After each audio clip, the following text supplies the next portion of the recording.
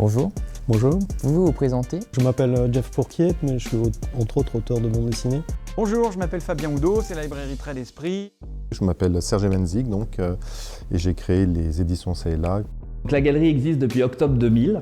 Je m'appelle Ronan Lancelot, je suis le directeur de la galerie Huberti Brenn. Je viens du journalisme de bande dessinée. Une maison d'édition indépendante spécialisée en bande dessinée il y a près de 17 ans maintenant. Et c'est une maison d'édition qui a la particularité d'être spécialisée dans l'édition et l'adaptation d'auteurs et autrices étrangers en français. Donc on se focalise essentiellement sur ce type de bande dessinée-là. Alors les éditions Ça et Là sont un pilier de l'édition alternative.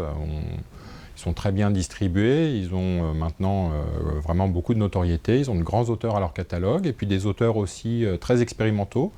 Dans tous les cas, leurs choix sont toujours intéressants et évidemment, on a tous les livres Ça et Là, le temps de leur sortie et puis on en garde certains pour le fond de la librairie, puisqu'il y a toujours cette mécanique entre les nouveautés et le fond.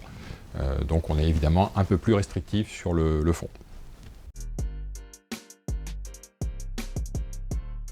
Alors dans l'ordre, si je fais toute la chronologie, en amont, il y a l'auteur ou l'autrice qui va proposer un projet à l'éditeur.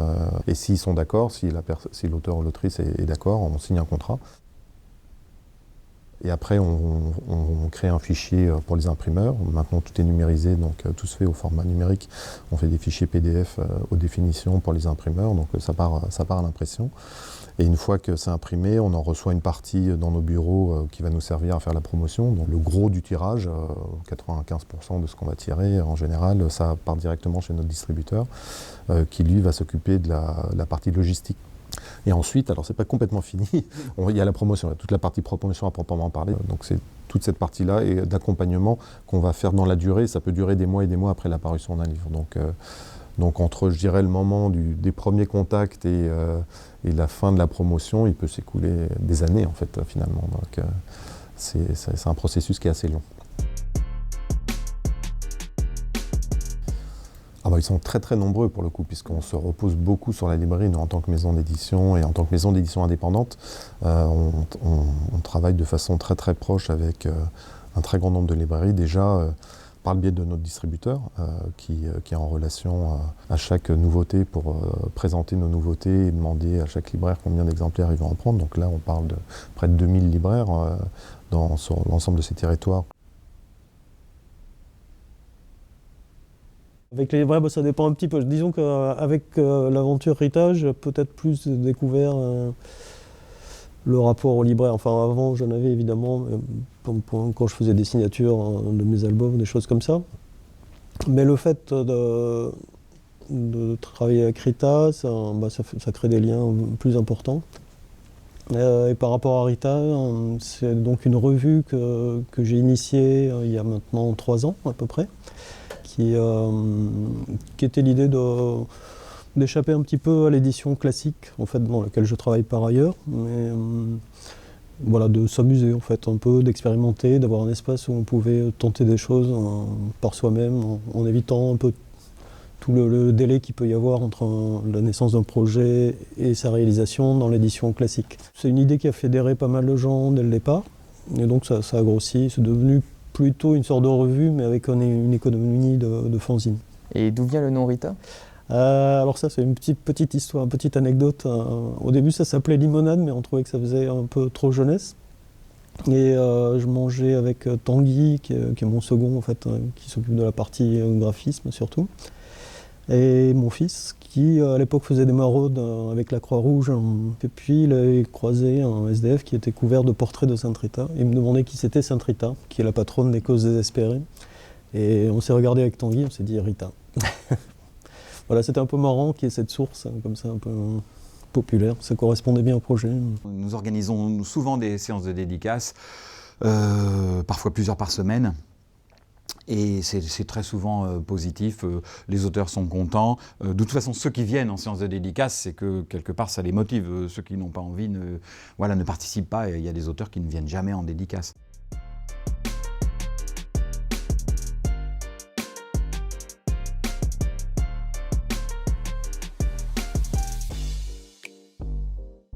La galerie Huberti-Brenn a été fondée par Alain Huberti et Marc Brenn, qui sont deux Belges il y a une trentaine d'années. La galerie existe à Bruxelles depuis donc une trentaine d'années et à Paris depuis une dizaine d'années. Nous sommes spécialisés en bande dessinée et illustration. C'est un marché tout jeune, tout neuf. Nous travaillons avec des artistes pour l'essentiel vivants, mais également avec malheureusement des auteurs décédés. On a démarré en fait sur Internet uniquement, ça nous a permis de démarrer sans apport financier. On travaillait avec les artistes de l'école Pigalle en fait. On avait comme artistes Serge Clair, François Avril, Jacques Deloustal, Jean-Claude Gotting, Ted Benoît. Toute l'identité à l'époque visuelle du site internet était assurée par Jean-Claude Gotting, qui était l'illustrateur des couvertures d'Harry Potter. Ensuite, 5 ans après, on est passé au dur. On a ouvert une vraie galerie physique dans un petit espace de 25 mètres carrés. Mais à l'époque, on n'était pas énormément de galeries existées, donc pour nous, c'était une super aventure qui a duré une dizaine d'années avant d'atterrir rue Choron, dans les locaux où nous sommes actuellement. Le marché de la planche originale est un marché très jeune. Il n'existait pas il y a 30 ans, il existe aujourd'hui et il se développe. Il se développe un peu en parallèle et avec autant d'enthousiasme que se développe la production du marché de bande dessinée en France. Le marché de la planche originale existe globalement depuis le début des années 80. Il y avait des ventes qui étaient organisées autour de l'univers d'Hergé qui s'appelaient les ventes Tintinomania. Voilà, donc c'était axé vraiment sur Hergé.